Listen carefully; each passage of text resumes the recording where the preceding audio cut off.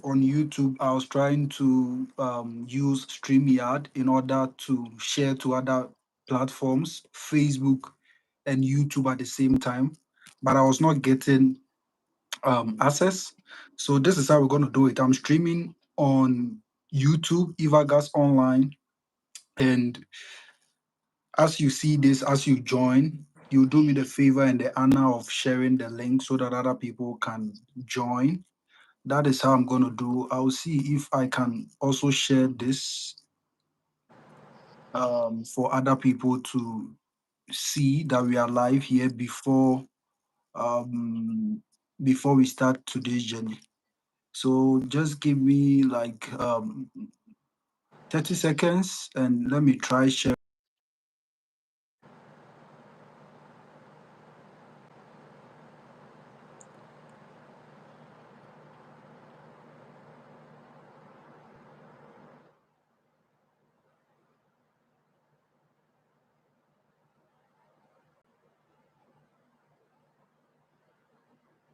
Let me see.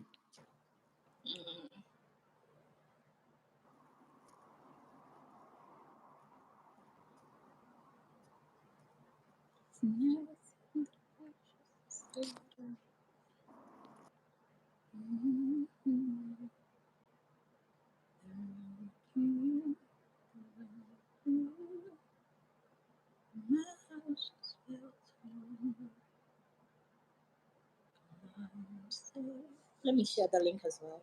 Which link do I share if I need people to be able to watch?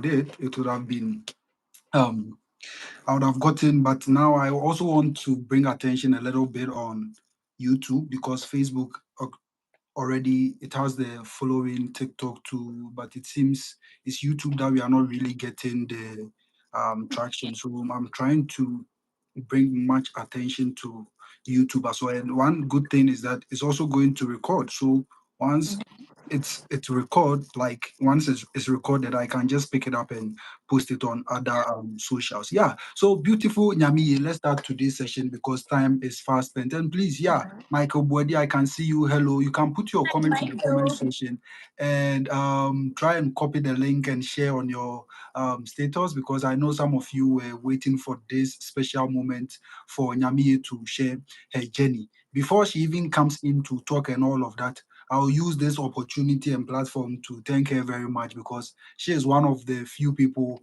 who, I mean, got my back when I was in Ghana, checking in to make sure I was applying to schools. And I mean, it was just so great. And I really appreciate everything that you did for me. I want to use this opportunity to thank you once again. You're very You're welcome. Yeah, so beautiful Nyami, people want to know more about you, your beautiful face. They want a name attached to it, what you currently doing, where you are, and how are things going for you. So thank you so much for the opportunity. Hello, everyone. So, hello, Michael, everyone. We can see you. My name is Betty Nyami Amu. That's my full name. Most people know me as Nyami. Others know me as Betty. I did my bachelor's in Ghana with Evans at the University of Cape Coast, and I have a degree, a bachelor's degree in communication. And then right after school, I think service didn't really end, and then I had applied to do my master's here in the US, specifically at the University of Maine.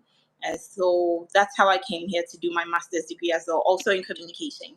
So that's a little bit about me. Right now, I just graduated this past May. So how many months ago? Just a couple of months ago. I have been doing a few things here and there. I did a little bit of summer work with Envision with Wall Strides, Envision by Wall Strides. A few people who are here know them.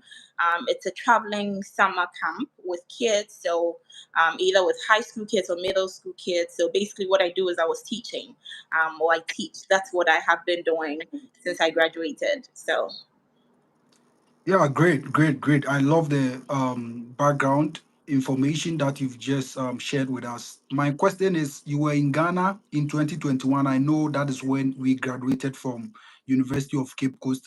mhm. What motivated you to apply? I know you had a friend that is Cindy. Shout outs to her wherever she is. She also supports me every time and then.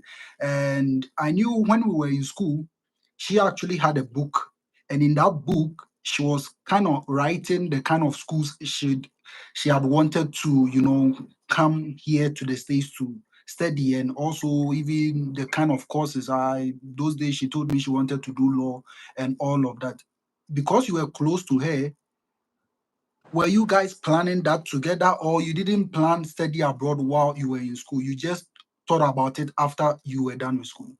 I think for personally, I was also on this journey of doing some kind of education abroad. So one thing is, when I finished with high school, I didn't even want to do my undergrad in Ghana. So what I was thinking about then, I wanted to do law too, and then I was thinking of the UK. So that's one thing that Cindy and I had in common. So all along, my thought was to do law in the UK. That was my plan. So Cindy and I had that thing in common, and then being friends. And also, I think one thing also was that a lot of our predecessors at the CMJ department were almost a whole lot of them were coming to the US to do their masters in communication. So I think that was one thing that made me know that I could explore that option, even though at the time my mindset was I wanted to do law in the UK, which Cindy also had that in mind. So that was something we both would talk about, the possibilities, what could be, what was the route to take. But I think with the UK, it was a bit. I don't know. I felt like the line wasn't clear. I didn't have anybody there who was doing the same thing that I could get information from. Right. Whereas with the US and doing masters over here in the US, specifically in communication, we had so many people who had gone before us that we could, ask questions and things like that. And Cindy is one person that guided the whole thing a lot with pursuing this. So I feel like we had been planning this. It has always been a thing of traveling abroad to do school. But when it comes to coming to the US, I think it became more clear when we were in maybe level 400, when we started really talking about the possibility of coming here specifically to the US. And then Cindy, being the social butterfly she is, she knew most people, right? Most of our predecessors who had been here. And so she had me join the first WhatsApp group with, people who wanted to pursue the same thing and things like that. And so that's how it started. And yeah, I do remember the book. We sat down, we talked about it. So Cindy had a leeway, had like a lot of ideas with when it came to like doing masters in the US specifically. So Mm, mm. definitely our friendship, guided the way for both of us to be here. And I'm so glad we're both here. I saw her just like, since being here, hadn't seen her since we got here. I saw her at Envision some time ago, and I was so excited. Yeah, that's one thing about study abroad people don't know. Like, Yeah, although if you are starting, you don't have to let a lot of people know. But at the end of the day, I still believe in you working it out with groups like two, yeah, three, four people. Because right, sometimes it becomes so overwhelming that you need someone to actually guide you through, or someone to motivate you and be like, hey, yeah, you know what? It's very tedious, but we got to keep pushing. And yeah. I did it with four people in Ghana. And when I say four people, you know my squad already. I And know, right? all of them that year, all of us were able to come like that. Before we go to your school, University of Maine, that is UMaine for short, how has studying abroad changed your life? Can you just ask a little bit about it? Someone is watching, they don't know this whole study abroad YouTuber, Evans, Fred Effect, King Sodonyina, Choco Millionaire, Peter Bewa, all of us, we are here sharing information how to use the study abroad as a route to come here to pursue your dream program. But actually, Sometimes people really want to hear the advantages and what goes into it. So can you tell us what studying abroad has done for you? I think it's a great opportunity. Like sometimes when you are just at one place, your mindset, the way you look at life and everything reflects where your location is. Mm. I believe in learning and using every opportunity as a learning ground. I felt like I had learned enough being in Ghana. I wanted a space where I could learn from different cultures and different people. Just to be in class with different mindsets, different people who think differently. So it has changed me a lot. For one, it has boosted my confidence a whole lot. One thing I tell people to take advantage of is doing internships, for example. It gets you to the place where you get to work with people even outside of school. And then even being at the university, you get to teach. For most of us, assistantship comes with a teaching opportunity. So you're teaching undergraduate students. Some of them know more than you. Some of them have been to places you've not been, and you get to stand in front of them and teach, and then co-learn with them. So all of these things, I feel like I wouldn't have had this opportunity had I not been here, because I wasn't necessarily a TA at UCC. Mhm. So that this is almost like a teaching opportunity. This is in my department, for example, we are called instructors of record. You teach the course by yourself alone. There's no teacher you're TAing under, and so that's a whole lot of responsibility on itself. And then having to combine that with your own master's or your PhD program, it's it shapes you. It helps you to learn how to manage yourself, because you need assignments to be turned in for students. You need your own assignment to be turned into your professor. So I feel like the whole thing gives you a balance to, I think, life in general. How do I balance school and then being like maybe a professional as well? It has given me the opportunity to stand in front of people that I wouldn't have gotten the opportunity to stand in front of, to speak. It has given me the opportunity to do projects that I love. And these things have given me the advantages of networking, for example. It has given one thing is it has boosted my confidence a lot, Mm. because sometimes, you can be your biggest, you can be in your own head.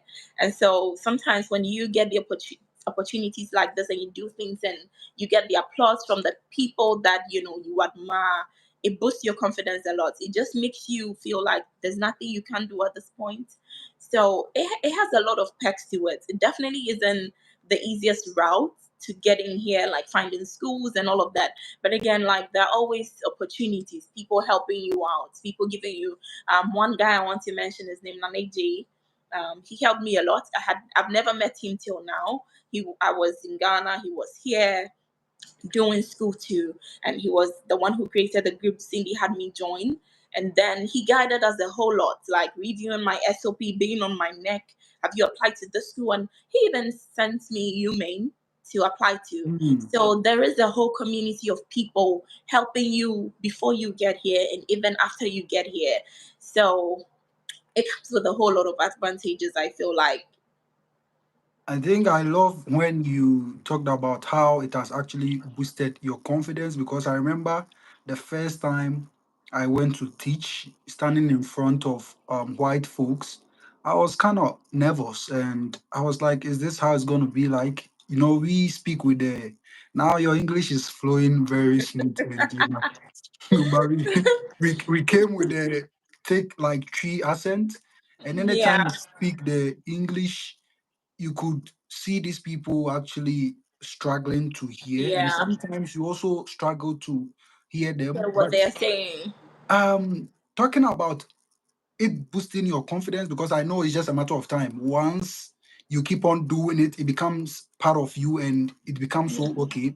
But picking from that, if someone is watching this, someone is coming here says, I want scholarship, but I don't want to teach. What are other avenues or platforms for the people to actually get assistantships? Some people are research assistants. In my school, in the University of Maine, for example, I find that there were more research assistants, mostly in the sciences. So those who were doing, the science programs, humanities for us, most of us were doing TA. So I had some friends who who are in economics departments, they are TAs. I have some friends in the math department, they are TAs. But then the biochemistry, the civil engineering people, most of the science, I would say, are research assistants. So for my school, for example, I know that if you are not a teaching assistant, you're a research assistant. And then there is the higher education people, and they do a whole lot of fun things. So if you're the one who doesn't like teaching, the higher education program, the assistantship they give is more like um, whole coordinating positions, and Yeah. it's really fun. If you're interested in those stuff, I would absolutely recommend. But in the communication department, for most schools that I know, you will teach mostly public speaking, interpersonal communication, environmental communication, and I got the opportunity to teach both public speaking and then environmental communication throughout my 2 years. And so you can be a research assistant, so you can also explore these whole coordinating positions with the higher education programs. That's what I know. Okay, okay. So before I go to my next question, I think one thing I want to say is the fact that you guys are really doing well because when I came here, I was not like a full teacher, like taking a full class. Yeah, If you come to UC, CU Boulder, is two. So it's either you're going to be a TA or a GPTI, which is graduate part-time instructor. So mm, graduate part-time instructor is when you take a full class, you're going to grade them and do the course syllabus, the curriculum structure, and all of that. But once you're a TA, you just assist the professor teach a yeah, particular level 100 course. So mhm, this summer was the first time I needed to take my own class, and it was actually overwhelming. yeah, yeah. It is Doing it very all overwhelming. alone. It is a very overwhelming. One thing I find also is even over here, there's a community. Like I've met many amazing people, Americans, most of them are citizens over here, we could copy Brightspace. So Brightspace is the medium we use where we have all the documents, all the things for the students. So you are the instructor of record. However, you get to copy people's Brightspaces and then Mm, mm, make edits to it and make it yours, right? So it doesn't have to be so. Yeah, so for somebody sitting at home, it seems a whole lot because one of the challenges I faced when I came here was everything was computerized. God, mm, everything mm, was mm. computerized, and I tell you, that can be a whole lot of anxiety on its own. Like you don't even know where to go to find things, and everything is on your computer. But like there is even a community over here that people who have been in the system for a very long time, they don't necessarily are from where you're from, but it's just a matter of asking, and they would help you out. So I copied people. I never like designed a whole bright space by myself. There are people who had been teaching the course before I came in, and so I just copied their bright space, just edited it to suit because we all teach the same thing. It's the same Mm. content. So you just edit it to your liking in terms of when assignments are due. You can adjust them to and then eventually you get used to the whole platform or that whole bright space, whatever it is that you may be using. So back to the question again. I think I deviated. What was the question again? No, it's fine. What you are saying, I really love it. Let me even chip in this question. Mhm. Is it easy to ask questions as international student, and is it easy to get answers whenever you ask questions? I think it can be quite intimidating when you're in class with people who look nothing like you, sound nothing like you. It is intimidating. I tell you, first year is difficult. Like first year is definitely not the easiest. You find the most comfort when you come in with a friend in your class with. So, but if it's just you in a class with all people you don't know, it can be intimidating. And over here, for example, I don't know about your school, but over here, like you get to. I'm a first year master's student, and I'm in class with maybe third year, fourth year PhD student, all taking quantitative research, right? And these people are far advanced in their research programs, in their research work. And so you're taking the same courses with them. Maybe they might be reading maybe additional papers, additional research papers, and because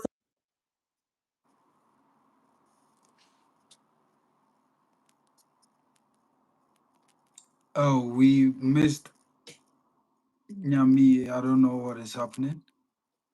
maybe Uh, my network. yeah, okay. I think you're back. Yeah, you can Can you continue. hear Can me? Yeah, I can hear you.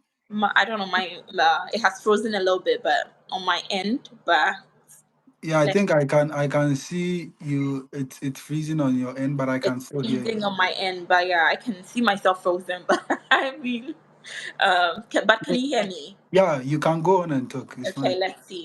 Um, so what was I been saying? It's difficult sometimes, like saying asking a question, wondering if it's a wise question to ask or it's a silly question, or maybe it's been answered and you didn't hear. So all of those things and imposter syndrome can set in. But one Mm, thing is, I find that most of my all of my professors were very graceful, were mm, very nice. That's one thing I just find with these people. They are usually very nice, and they will tell me like, no question is a stupid question, so just ask it, right? So every time, know that it's in your head. Everything you're thinking about, like maybe this is a silly question to ask, or maybe like I'm dumb, and all of those things. All of those things you would feel, but most of the time is in your head. They don't see you as dumb. They don't think that those questions you're asking is stupid. Um, some people have had experiences of racism and mm. things like that. It is real. I'm not going to like say it isn't. I just haven't really experienced that as much, at least in my department. So it's never easy, but you get through it. Like I promise you, you get through it. It's more fun when you have other international students in your class who are maybe also on the struggling bus with you at the very Yeah. beginning. And then sometimes you just laugh about it and move on. I have a friend, shout out to Ishani. She was from Sri Lanka. She was a PhD student. So we would both be lost sometimes in class, and then instead of just wallowing in pity and self doubt and things like that, we would just sometimes just get together, chat, and laugh about some of these things. So just go easy on yourself. Go easy on yourself. Yeah, Nyami, try to exit and use the Yeah. guest link I sent you to see if I can get your video, because this your beautiful face cannot be going unnoticed. So please try and go out and try and sign in again, and let's see. Yeah, so this is a very exciting journey. I believe you guys are learning a lot. You want to share and you want to subscribe to Eva Gas Online, YouTube, Eva Gas TV, Facebook for all your educational content. I do free videos, I do videos to show you how we did it. This is the crop of people I had around me that were always helping me out and guiding me, showing me the way, and that is how come I'm here today with the experience and all of that that I have in order to impact you as well. So you being on this platform, you being part of Eva Gas journey and Eva Gas socials is not a mistake. It's not easy coming here as an international student, but you know what? It's always worth it. And like how she's saying, you are always going to see the fruit thereof. You just have to be patient with yourself. Once you enter the land of opportunities, things will start working for you if only you have that right mindset to succeed. So, Miss Nyamiye, thank you very much for coming back again. This conversation is becoming interesting. At what point in Ghana did you feel I want to go to the States? And why not any other country? We have Canada, we have UK. To be honest, I would just try and put myself in your shoes. I don't know if my reasons are going to be the same as your reasons, but when I was applying to schools, my focus was on US schools, and that is how come I applied to 16 public universities. You can attest to it. I have all our chats there when you were helping me, sending me your statement of purpose, guiding me through all the journey and all of that. What actually motivated you, one? And two, after you chose that school, like, was that the only school you applied to? Hmm. So let me start with the last one. I applied to just two schools, and sometimes I tell people, and they're like, "What? You applied to just two schools?" I believe that when it's your time, when it's time, it's time. I applied to New Mexico State University thanks to Cindy. Cindy made me apply. That was the first school I applied to, and then Nani J also sent me um, um, Maine to apply, and then I applied to that second. And then, even though I applied to New Mexico first, Maine gave me an offer first. I hadn't heard from New Mexico yet. To be honest, I really wasn't looking to go to New Mexico. I was just wanting to be around my friends, Cindy being one, and also I knew New Mexico had a whole lot of UCC CMJ students, so it would be an easy transition. They would help you out. So that was one of the reasons why I applied. I was like, it would be nice to be with my friend. Um, but then you may give me the offer, and then in 3 weeks or less they gave me the funding as well. So I felt like it was very quick. By the end of March I had both admission and then funding. So I didn't even apply for funding for New Mexico, because New Mexico you had to apply for funding like separately. But for you, Maine, you just apply and that's it. You don't have to apply for funding separately. One good thing is, which Nana J told me, was even before I applied, I sent the program coordinator an email. Hello, my name is this. I have an undergraduate degree in that. I'm looking to pursue a master's degree in your university. And then I would like to know if there are, there's that option to get funding. And then she said, yes, you could apply. It's dependent on a whole lot of things. It's competitive. So if you meet the criteria, you would get it. So the first thing is I've established some kind of, some kind of relationship, even though it's not that deep, but I've put myself out there now. She can remember the name. She knows somebody like that is applying. And that was when I applied. When I applied, I sent her an email. I've applied, just to try and make sure my name sticks in her head or whatever. So yes, I applied to two schools. Did I always know I was going to go to the US, or was it specifically US? Canada wasn't an option for me. I never thought of Canada. Again, I was thinking of doing law in the US and the UK. That was what I was thinking about. The reason why I applied to the US is because I saw the opportunities. I knew Mm. people that were here who were doing school for free. So I had gotten the opportunity to talk to a few people. In And so US. sorry, in the US. In the US.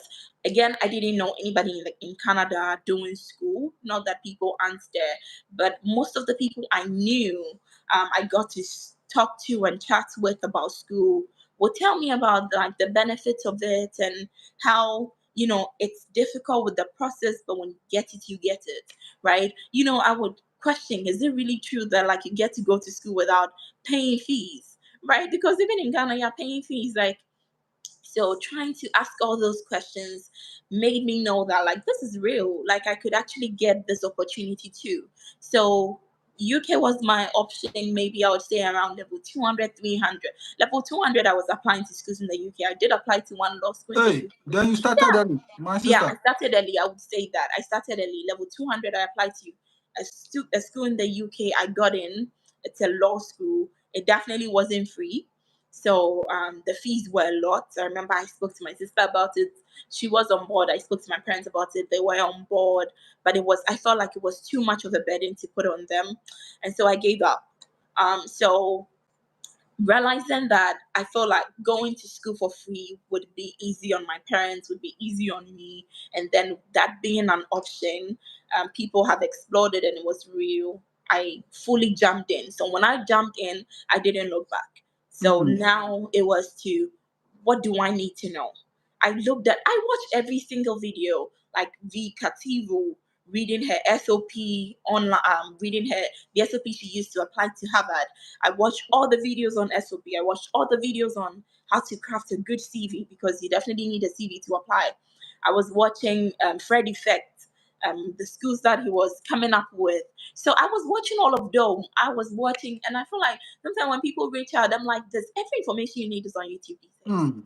Mm. Every single information. Thank God people have explored the options, people have done it. And so they get to tell you their first hand information.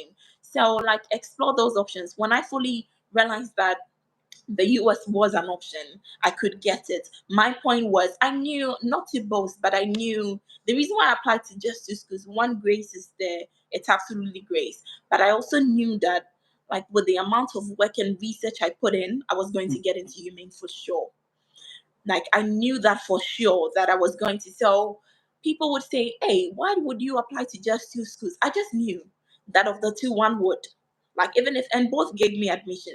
Both did give me admission. So I feel like I put in the time to look at every SOP out there.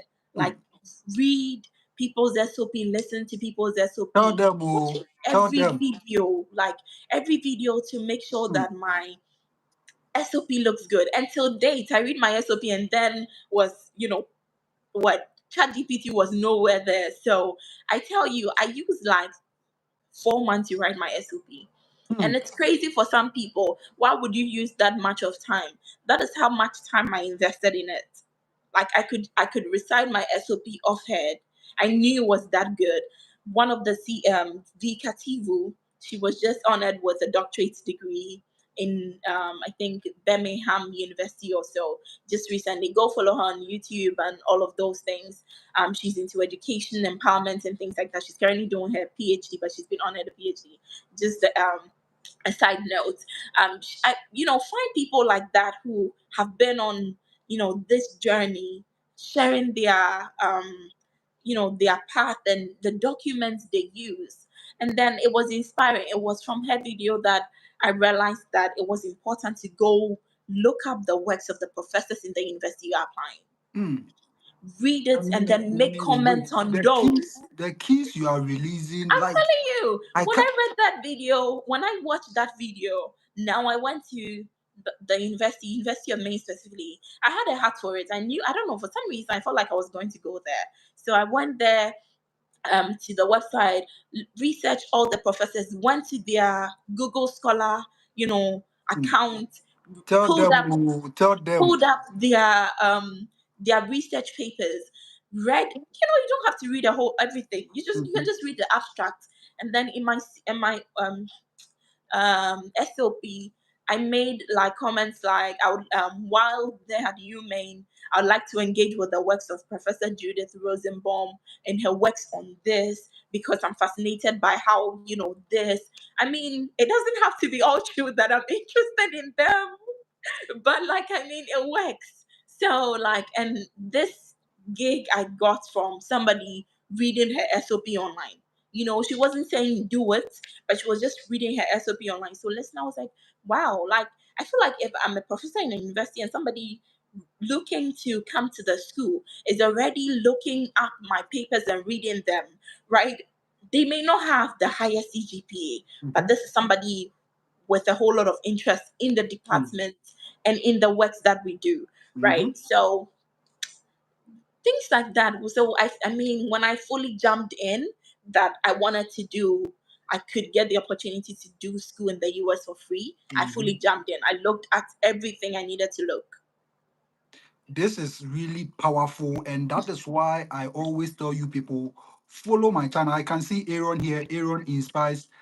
Please, you can follow my brother Aaron Inspires. He's also a YouTuber. He's doing great things, and he came with like lower or third class. Yet he got a fully funded scholarship to study in the United States. Aaron will tell you your dream is still valid. Please subscribe to his channel. He's also my brother. And look at the keys Nyamie is downloading. She said a lot of things. I want to do a recap, but I'm even forgetting some of them. Please save this video and put it under your pillow and always watch it before you sleep. Because whatever she's saying here is very key. If you want to study abroad, befriend YouTubers. There is a school that is called University of YouTube. Every information you need is on YouTube. Okay. Someone has done a video, or someone has done whatever on it, and you got to watch it. When I was in Ghana, I knew all the YouTubers, and even it is as a result of their stories that is what inspired me to also come and be a YouTuber and also share my experience. Nyami has said a lot of things, and she also talked about code emails. I love that aspect because a lot of people just want to do schools because their uncles in the States are forcing them to. A lot of people want to pursue or apply to schools just because their friends are in the States. You don't have purpose of, of study. You are not intentional and deliberate about the journey, and you are not investing your time. You just send me messages, and sometimes when I see your messages, I laugh because you can't send me a message and ask me, where do I start from? You should know by now where you should start from. YouTube is there, all the information you need. She was saying about code email and how she was trying to build a rapport with the faculties and with the programs coordinators. It is very, very, very necessary. Some of you, I check your emails and I wonder, hey, is that your email and the name? Your email address is not professional. The name you are using is not even professional. There's a lot of things that goes into these things that we're talking about, and you have to pay attention to each one of them before you can fetch yourself admission and scholarship. It is rules of engagement.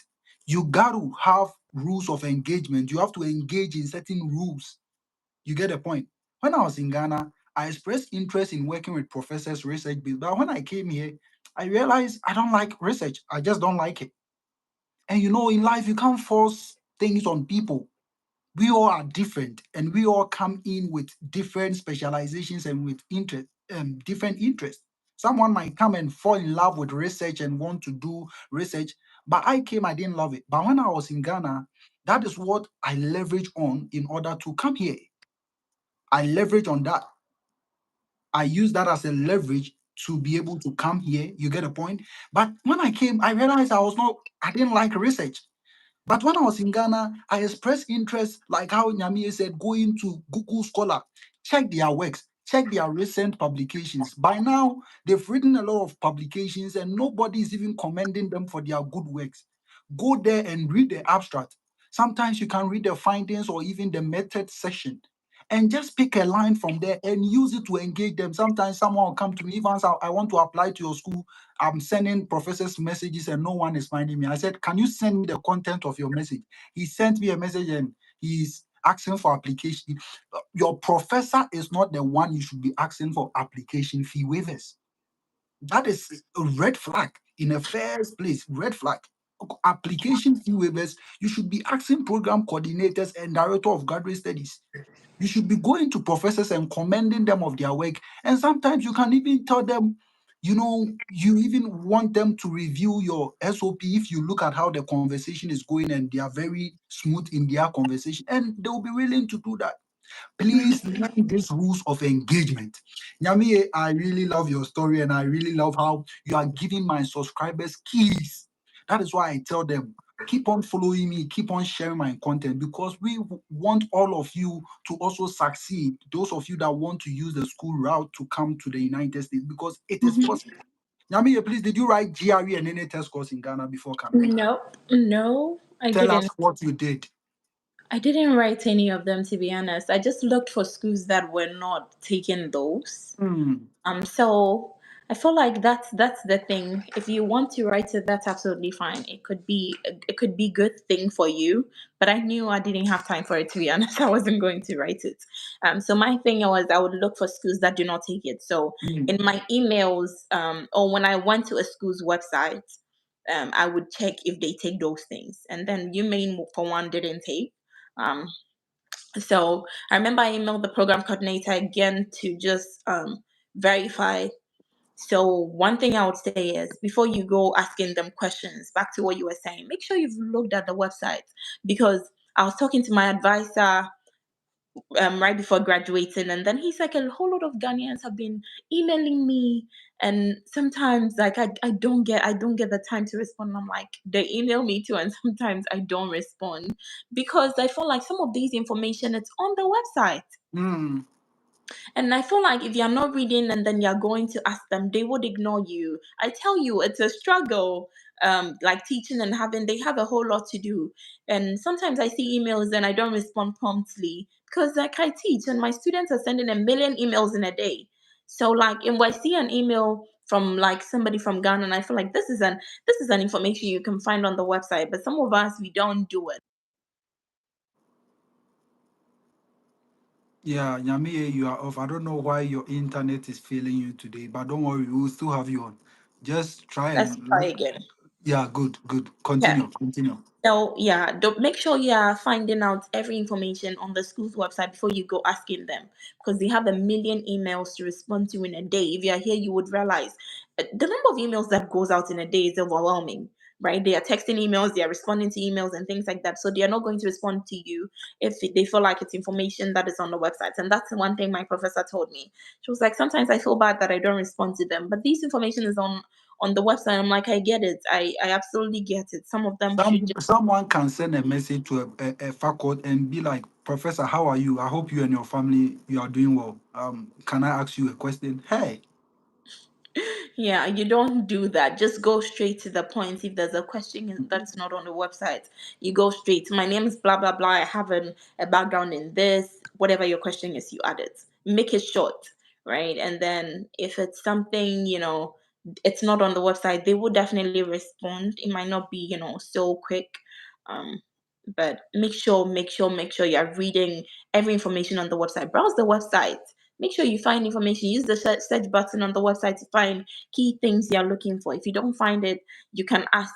You can even look for people on LinkedIn who are in the Mm, school and ask mm. them if they're not getting responses. And mostly, regular people like us, we would have, time to respond on these professors, because I tell you, it's not their fault.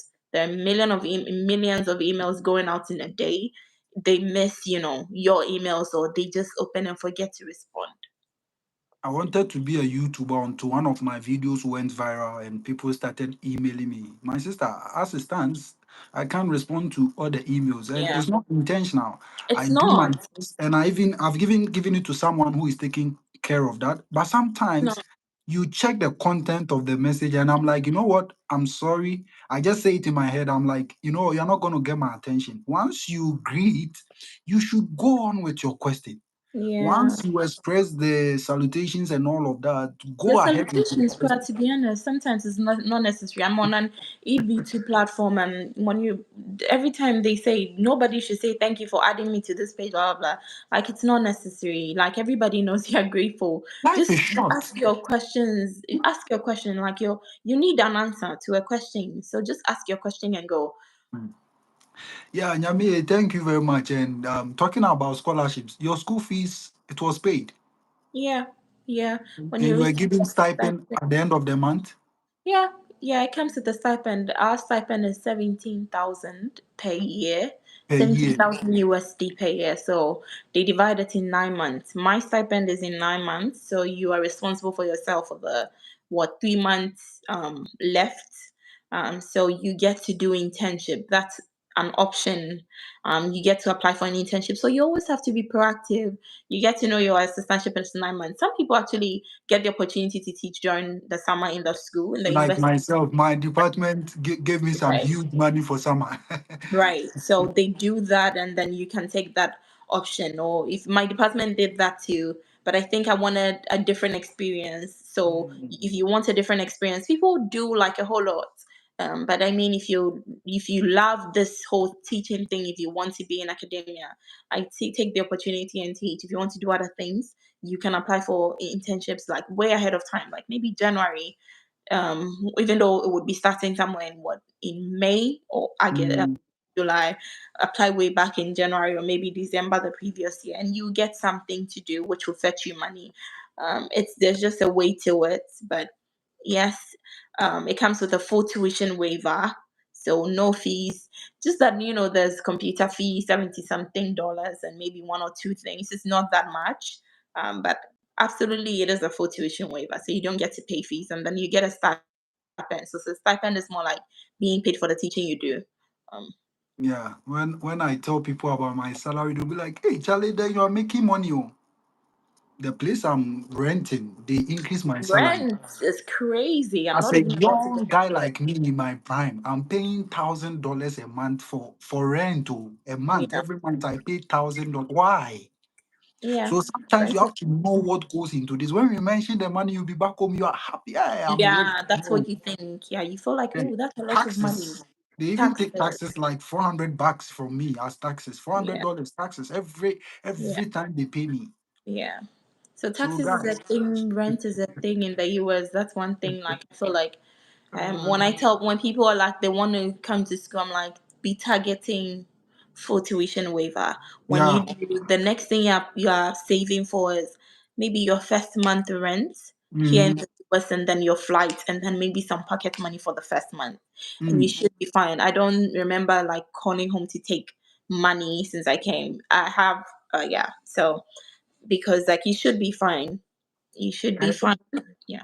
the University of Maine, did you apply separately for funding or it came automatically?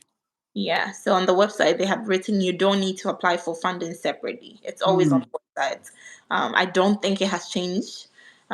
So funding is just it comes with it. Automatic. If you're given, yeah, if that's what I thought. If you're given admission, most likely, not 100%, because I know people that were given admission and were not given Without full. funding. Oh, okay. So yeah, I but think most likely when they give you admission, see you Boulder, I think if they are not going to fund you, it's hard for them to give you admission admission, because it's very expensive to be here as an international student it is funding expensive. for yourself. Yeah. It is expensive. Like you're paying around 40,000 USD for a year. How Yeah. much? Forty Yes. thousand US dollars for Yes. a year is too much, Six to 2,000. That's right? a lot of money. That's It's a a lot lot of of money. money. Sometimes people take loans and do it. Like, I mean, if you've had depending on which state you're going and things like that, there are some states you can find works to do, even though you cannot be found out Mm, working. There are some states, I know a lot of people in Ohio, they work, they do Uber and things like that. So if you're in a kind of state that it's easy to find, those on the table or under the table jobs, mm, it can fetch you some money, but I tell you, it's not even going to be easy to.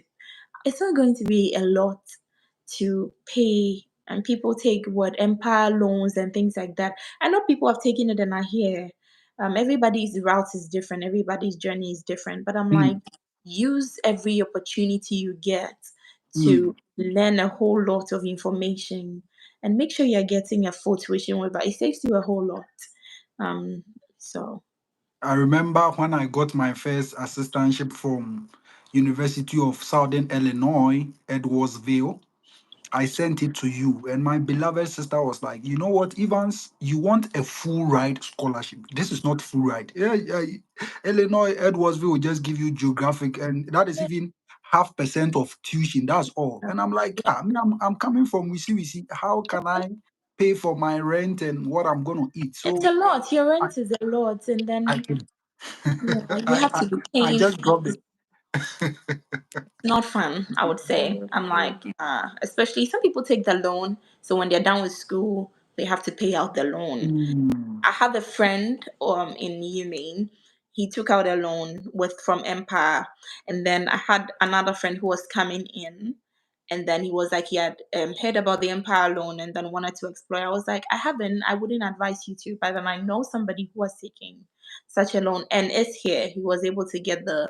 And people are like, when you get the loan, they will give you the visa because you owe the US now, blah blah. So some people explore it. I'm not saying don't, just do what suits you, but I'm like, be looking out to get a full funding.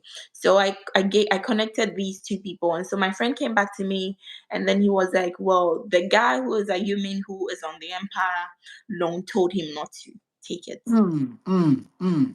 And I was like, I would take that as a sign to don't. Nowadays, if people come, I, first when I started, I want to be very blunt and tell you, if you are not going with assistantship and you know so well that the person sponsoring you cannot sponsor you when you come, please don't go. I know some people are desperate to come and things are not really going well, so they want to do everything in their best interest just to jackpot.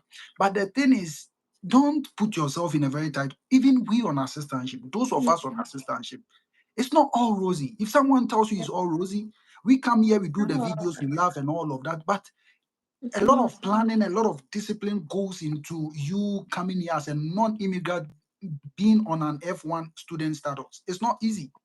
So don't add that and you come here and you have Empower loan or you didn't get funding and no one is sponsoring you thinking that you come here and get full assistantship. They've given it out already to the cohort for that year. It's not going to be easy, to be honest. And sometimes people even drop out and all of that. Please don't let that be your story. There are a lot of opportunities. 50 states, just Colorado, we have like 4, 5 public universities here. There are a Um, lot of schools people are a not lot targeting, of a lot of schools schools, people are not yeah. looking. Yeah, those like Expand your. remote areas, like somewhere like Maine. Like, let me use this as an example. Uh, when I went to Maine 2022, right? 2022, I guess that's when we began. The year 2021, there were just two guys. There were two guys, two Ghanaian guys, Mm, from Ghana, two guys from Ghana, just the wow. two of them that were admitted for that year. And the year that we came, were like nine of us. The year after us, I'm telling you, there are like more than 15. So it gets you to know that before these people, there were two, and then the number doubled, and then it doubled again, or it tripled. So it's like now it's not the easiest to get Mm. funding, because people that didn't know UMaine, now they know me. I'm in UMaine. I'm talking about it. They have a friend whose friend is in UMaine. So many people are applying. So now there are some schools that have become overly saturated, and so that my professor They told are me too known. they've now become too known. Target the schools that are not known. Like Mm. that are not known. You don't hear people talk about it. When you go look it up, you don't even see international students, like a lot of people. Those schools, because I feel like Maine is a very white state. When I see a black person, I'm stretching my neck. Definitely, I know them. It's a Nigerian or a Ghanaian or one of the international students, right? They're using us to diversify the state a little bit.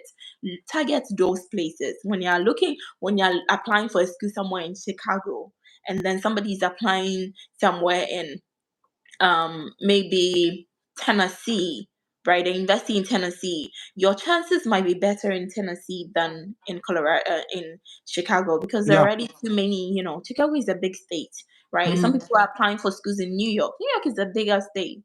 There Mm-hmm. are there's so many people who know in New York. I have a family there and want to come there. Your chances are going to be very low. However, if you're targeting places like New Mexico State, or those places, even New Mexico now, it's a lot of international students, but target those places that that there are not a lot of people already, so you have a higher chance or the competition is a little less. Mm. I'm not saying this to relegate the fact that what was I even coming to say? Uh, Colorado is also a very white Hmm. dominated Right. place. We are not Hmm. saying this for you not to target Yeah. the big schools. And also, if we say this, normally I say this thing a lot, that applying to schools abroad is not for the one who works hard, it's for the smart. You have to be smart about it. I'm not saying this to tell you that your hard work is in vain. No, your hard work is Yeah. very necessary, but you have to be very, very. That is how come I secured 5 fully funded scholarships in the United States. What do you think I was doing? Very, very, very strategic, and I took Yeah. this thing very, very intentional. I employed what I call intentionality. I was very intentional with whatever thing that I was doing, and I applied to some schools. I'll not mention name, and those schools very quiet. People were not considering. I even had a very good rapport with the coordinator, to the extent that the coordinator gave me a free application waiver code. Other people maybe had known that school, but they didn't get that free waiver code. I just got it because of my constant rapport with the woman. And when I got 5 fully funded, I rejected that offer and deferred. Now I'm in the state. She doesn't know. The last time she even reached out to me that the scholarship is waiting for me. So will I be coming? That is how strategic and intentional I was with Yeah. my application. And Nyami, let me ask you this question, then we'll wrap up for today. This has been very interesting. I believe my people here are actually enjoying it. Please subscribe to my channel. Tell your friend to tell a friend to tell your dad's friend's mom to subscribe to my channel, because we are bringing an agenda to those that don't have hope. Some of you are paying monies to agents and you are not even following the process. You go and your visa is denied. Come and book one-on-one consultation with me. I will take you through the process, review your documents, and have one-on-one sessions with you. Mm, Life is very, very, very short. Make it simple for yourself. Don't make things complex. You pay money somewhere, and at the end of the day, you are not told the truth. Sometimes people come to me, Evans, I want you to help me apply. I can apply to schools for you, but I can't guarantee you admission and scholarship. And that is what most of you don't want to hear. So you go somewhere with sugar-coated words, and they will fanfool you, and you pay the money, and you not get admission, neither will you get scholarship, and now you come back to work. Don't do that. Based Yeah. on your credentials, based on your qualification, I can tell you that okay, these are the two schools you can consider and you can get scholarship. But when we are helping you apply, I can't tell you for a fact that you are going to get. I'm not part of the admission committee, neither am I part of the scholarship board. So please, let's be guided, and I believe this will be a successful. Nyami, the time that you got admission with scholarship, you preparing through your visa journey and all of that, is there anything profound you want to share with people? I know people in Ghana who are getting denied. And this is a very crucial stage where people also got accepted, they are coming. Now, the question is in two folds. When you got the admission and the funding and you were preparing for your visa interview and all of that, can you run us through that? And after that, you come and tell us if you are preparing to come, what are some of the things to consider? Hmm. So I think, yeah, it's a loaded question. Right. So again, I got my admission first somewhere in February ending, or something like that, or maybe early March. And then in the email, they told me like in 2 weeks or something like that, they would make a funding decision. And so whatever their decision is, they will let me know. So I was praying a lot. Mm, Praying, mm. I was fasting, and I would You, even you, lie. you were praying and I was fasting. praying and fasting. I mean, do what you believe Mm. in. I believe in the power of prayer. I also Um, believe, oh, I absolutely mm, believe in the power of prayer. I would go to work. I was doing my national service at the time. I would go to work and I would fast till 12. So this is how important it was for me. This is how I knew I was going to get it, because I just mm, knew. Because I mean, I feel like I had done my best physically doing my research, blah blah, as I said, and I knew the other thing was left to God. And so definitely the competition is tough. I think my CGPA was 3.4 or so, and then some. My school, at least, they said you can get funding if you have 3.0 and above. But I know that people who have 3.9, 3.8 and things, you're competing with all of these people. They don't know you yet. So one thing I would do was, with those little emails, throughout my application, I would send an email. I have gotten this, or I have done this. I wanted to establish some kind of rapport mm. with them. That was key. So right until after I submitted my application, I told them I had submitted. All of those things. Put that aside. When I got the funding, it was an exciting time. It was one midnight. I was looking at my phone So 24 you 7. believe in a spiritual side that Absolutely. it's I'm not. just a spiritual person, Me, I period. agree Like, with you. I I don't, agree with you I mean, because people, someone yeah. recently went with no deficit and got denied. Me, I believe it. I believe you, and I I side with you. mean, it's when it's your time, it's your time. You Mm, know what the spirit is leading you to do, blah blah mm, blah. I believe in the power of prayer. I fasted and prayed right until I got my mm, funding. When I got my funding now, immediately I went to pay my MRV fee at the GT Bank, started the visa processing, and that was the most difficult time of my life, y'all. So from March until July, I still hadn't gotten a date. And that mm, was a struggle. So the thing is that that's why when you tell people these things, it's like they almost give up even before they start. But this is mm. the reality of it.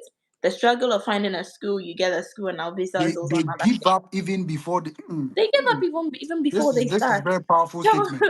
the funding came. Now it's like getting a visa. It was a struggle to get a visa, like getting a date, an appointment date.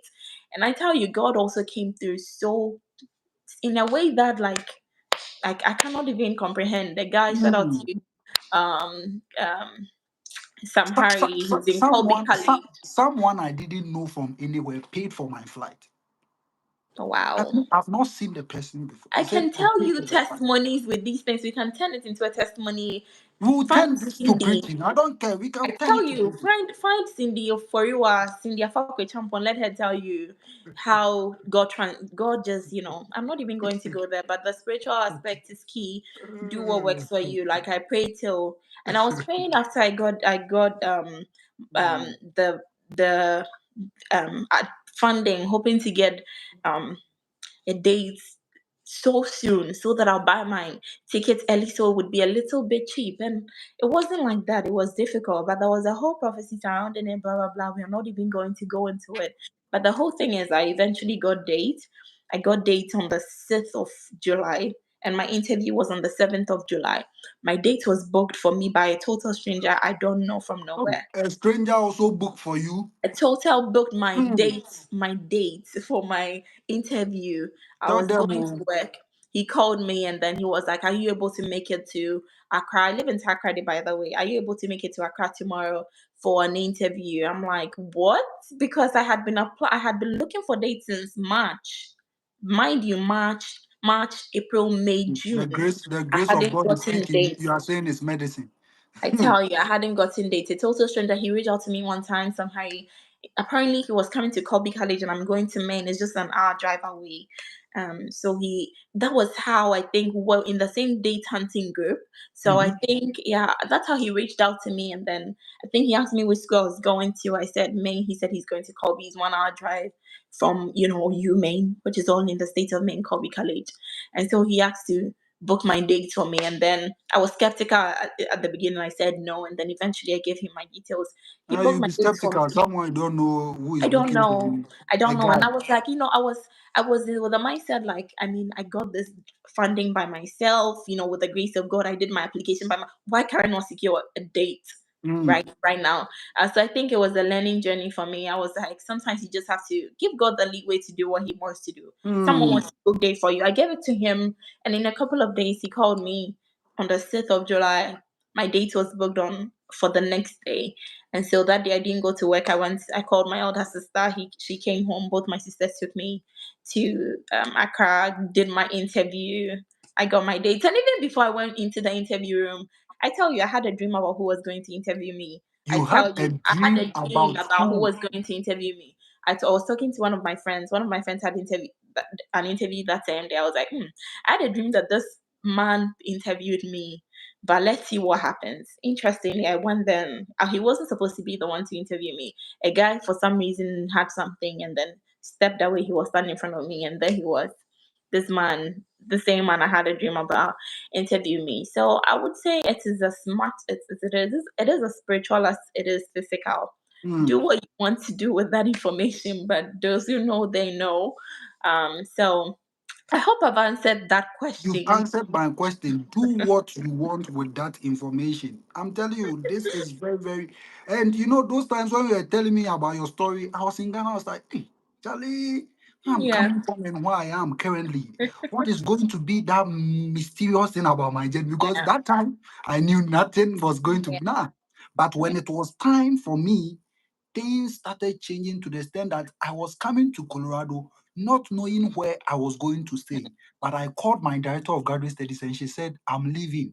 My house, you can be in my house for one solid week. I was staying in my director of graduate studies house for one solid week, all to myself, Agree. with food and everything.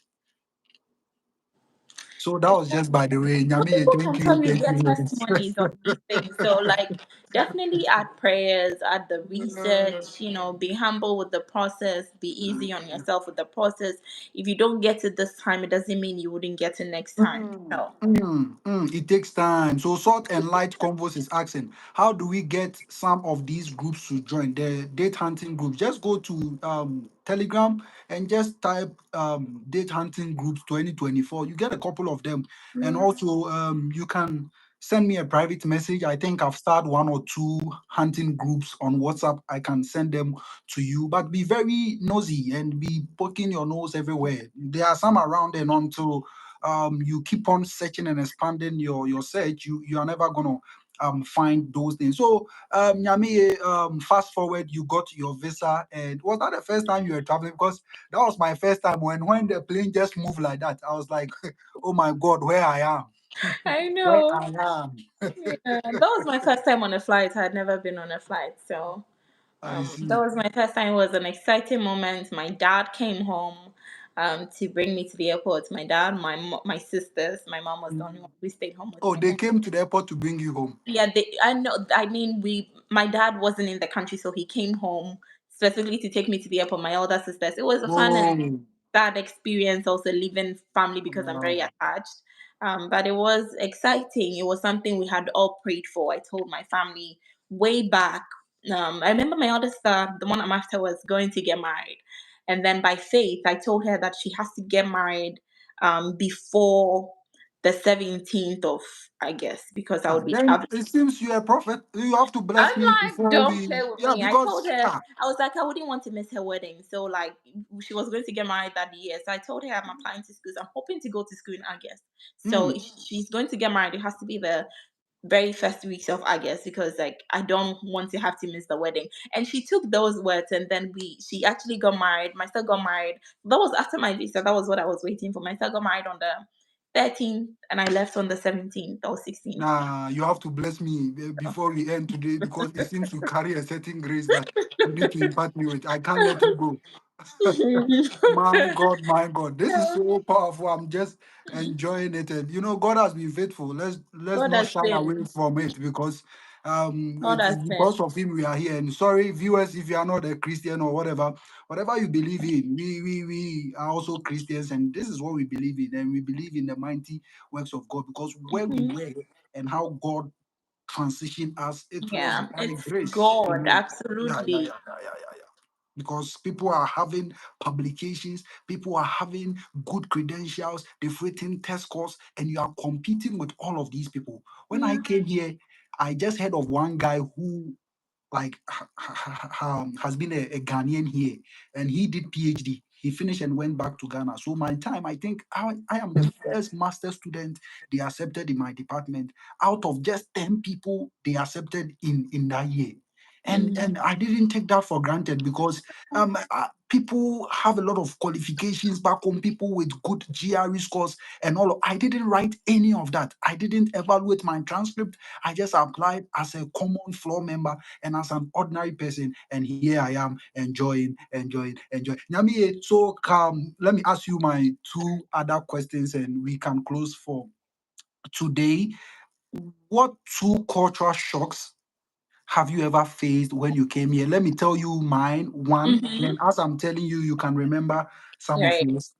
One time I was in class, overwhelmed by the students because they are very sharp and brilliant. Someone can mention the name of a professor and when he died, and the articles is written, and the school that he's in currently, sometimes if the person is not dead. Hey, so I was asking myself, because the educational system that we are used to back home is very different. Ghana used to do chew and pour. Here, there is no day I sat down to read and memorize something. No, it has never happened before.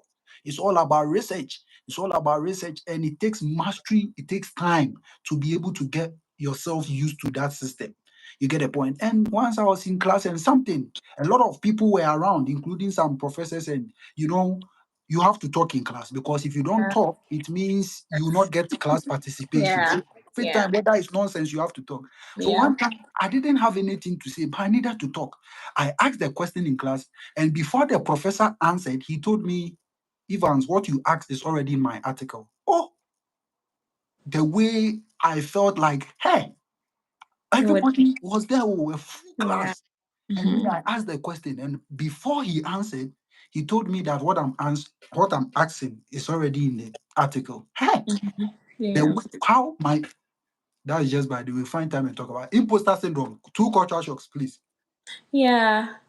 I'm thinking about, I think just the way these people are. They can be smiling with you the next moment and they see you and it's like, oh my God. My older sister just joined. So, um, Oh, nice one. That's uh, sister. We yeah, my salute sister you. is my biggest fan, Sylvia Mo. So, thank you Oh, so we much also. salute. We salute. We Um, salute. Yeah. so I think these people and their time, Ghana, we deal with time very slowly, whereas with them, they don't play with their time. Hmm. You Tell have a them. Oh. meeting, with them, and you go a minute late, and they'll let you know you're late, Hmm. right? They would say things to you as it is. My advisor for one, so that was it. Like, I mean, they are very straightforward. They don't play. Like, Yeah. everything is so Blunt. Very serious. blunt. They're just going to tell you what they feel. Exactly. Everything is so serious. So like you cannot afford to be like a daisical with things. Hmm. Like you're teaching, you're supposed to be in class before the students come, right? You have a meeting, you're supposed to be at your meeting on time. Responding to emails. Responding to emails was another thing that like I wasn't prepared for. Where so like now it's like when I send people emails outside of academia and they don't respond as quickly, I'm like, what are they doing? Because I think maybe because I'm in academia, your students are sending emails. You're supposed to. It's a part of professionalism. So all of those things were a shock. It's also another thing was just how these people are. They can be smiling with you one day, the next minute is like they don't even know you. Hmm. That's just who they are. Hmm. So you have to get used to it. You can have a conversation with someone, chit chat, laugh, and then they see you today and they're like, hi, and they leave. Hmm.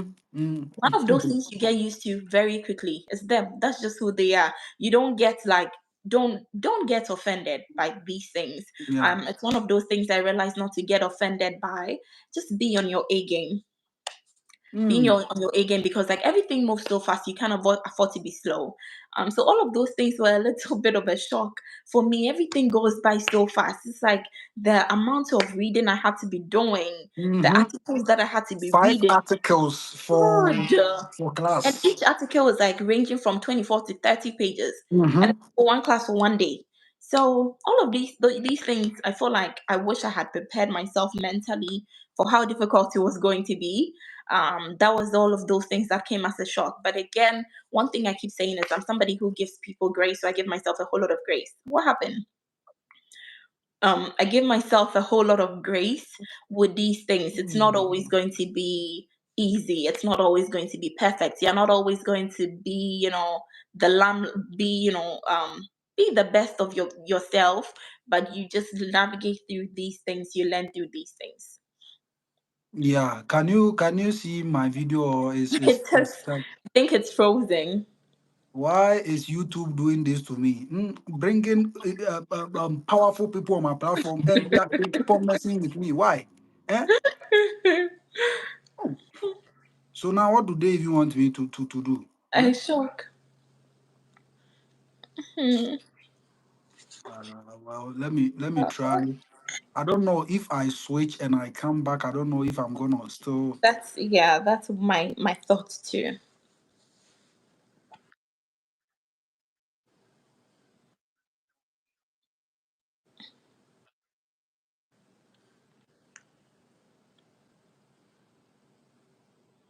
Oh, come on, my soul. Yeah, yeah. Oh, thank God. All I right. think the first one, I don't know. The first one, the first one, this is like a new recording. So let's wrap it up. I'm just hoping the first one has recorded. If that thing does not record, because the way I need that information to do my thing, if that thing does not record, yeah, that was just by the way. I love the cultural shock, and whatever thing you said, I can testify to it, because there are times I can see my student who were very free. The student will see you and pass by as if they don't know you. Oh So yeah. Oh this is yes. very, very, very true. Very, very, They very, very see you. true. They walk in class. They don't even say hi. So those things you can't afford to be, offended. I'm like, I'm still getting my stipend.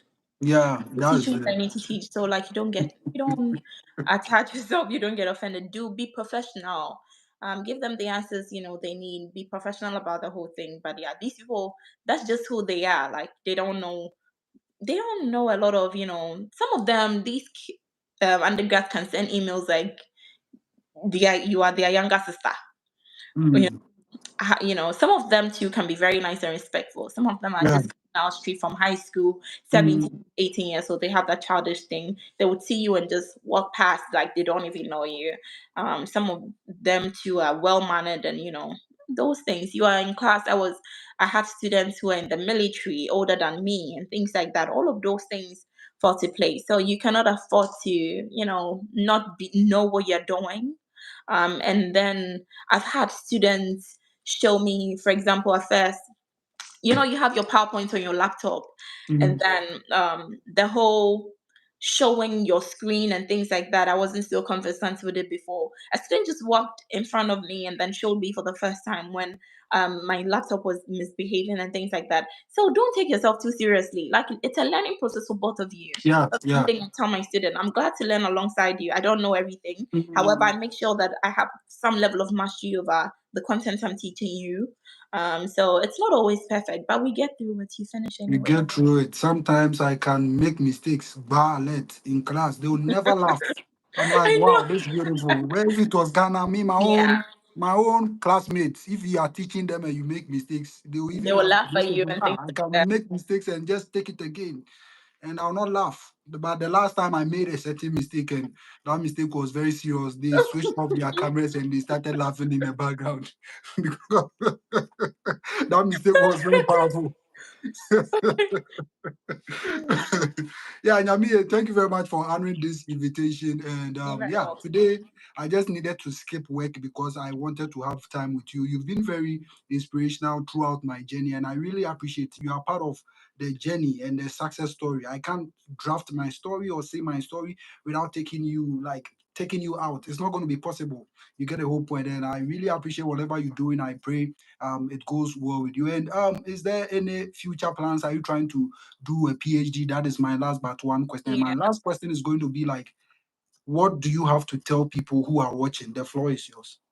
My future plans, I'm trying to secure a permanent job position. I'm not looking to do a PhD right Oh, now. my sister, you're like me. Um, Oh. so that's not what I want to do right now. I feel like at Mm, this point I need some real job experience, real mm, work experience, networking. I've come to appreciate that more, and I feel like that's what I need in the season. I don't know mm. if I'll do a PhD later on, maybe, maybe not. Time will tell. But at this point, I'm trying to secure a permanent position, wherever that may be. So prayers. May you secure it in Jesus' name. Amen. Mm, Amen. Um, so that's my future plan. What I would tell anybody who is watching is, I mean, like, it is your dream. I was told a story of someone, I think a cat that was running after, let's say, I don't remember the animal, but a cat was running after, let's say, a mice, right? It kept running after it, and got to a place and there were other cats over there, and then they saw him, this cat running, and they assumed it would be, a meat. That's why the cat is running after it. And then they joined in the running, and they kept running. They also, kept running after that one cat that was running after whatever. And then at some point, all the other cats that joined the first cat started falling off, started just falling off. And then they gave up because they had been running after it for some mm, time. They were not seeing nothing, so they gave up. But that one cat that started the running from the very beginning didn't give up. He mm. kept running This is a until parable you are giving us. Oh. he caught the mouse that was his mate. The reason why the others fell off along the line was because they hadn't seen what the first cat saw. Mm, That first cat saw what was a meal and mm, knew, like, dreamt of how nice it would be eating that. And so there was no way it was going to give up. So the thing is that along the line, it can get discouraging. People would be in your head about copay, you might be, find something to do and all of those things. Your dream remains your dream. And like, mm, as long as you can think it, you can actually like physically see it, hold it, be there. It was all a dream for most of us in the beginning. Now it's a reality. And I tell you, it can be your own reality. It depends on how determined you are to get it. Sometimes I don't have a plan B. Some of my friends would tell you, I don't always do plan Bs. I don't. If this is all I know, this is all I want. Period.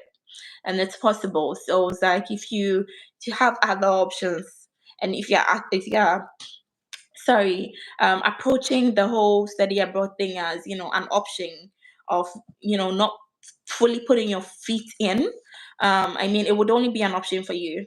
But if you delve in as this is what I want and it has to be at all costs, you will get it. So um, just go after it with everything you have, save the money for it. I know people who borrowed money for application fees, or not anything else. You are not always going to get full tuition waiver when you're not always going to get application fee waiver. Sometimes $100, it's money, but when you get here, you get the full funding you'll be able to pay. So give it everything you've got, especially the time, the attention. YouTubers, there's everything you need is online. How to write a good SOP, how to have a good educational CV, how to secure all of those information is online. You can ask people, you can find people on LinkedIn who are at the school. They may not always respond promptly because everybody has their own life and their own things going on, but eventually they would be nice about it. Be grateful to with yourself. Eventually, it would become a reality for you, and I pray it will be for all of us. So, amen. Oh, amen. Thank yeah. you for your words. So sweet. Please, Nyamiye has said a lot, and I hope you've gathered a lot of information from today's session. I wish I was having this conversation with her because we can have this conversation We for can like one speak full day. to. I'm telling Who you. they pray Please. to? Some of you are not getting results because you have a lot on the table. You want to apply to Canada, Australia, China, Russia. You why? Why? If you want to be a jack of all trades, you end up becoming a jack of all nothing. Hmm? In life, you have to be purpose oriented. Just get one thing and put it, on the table and say, in the next 2 years, this is what I'm going to pursue. That is what I did. In 2021, when my beautiful Nyamiye and my other colleagues were applying and were getting in, I was happy for them. I was not envious. And Yeah. I connected with them. And I said, I don't have the means, so I'm going to apply in 2022. It took me planning and timing, dedication and discipline. And that is how come some of us we are here. Don't take things for granted, So please be purpose oriented and don't try to do everything at the same time. Choose one thing and focus and put all your energy in that, and it's going to produce results. That is how come you become successful in life. Everything you want to be in the next 2 years, 3 years is in your mind.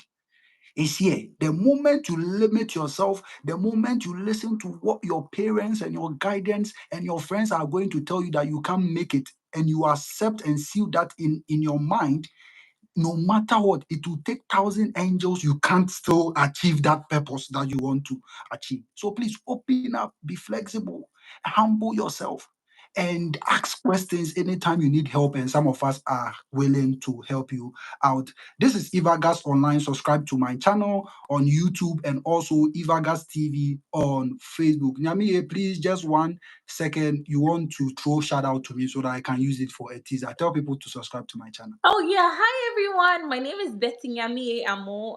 So I would tell everybody watching right now to subscribe to Evagas Online. You have a whole lot of information. He's learned from some of the best, and so he has a whole lot of information to share with you from now and then moving forward. So subscribe to Evagas Online on YouTube. You can follow him on TikTok, on Instagram as well. So hope to see you there.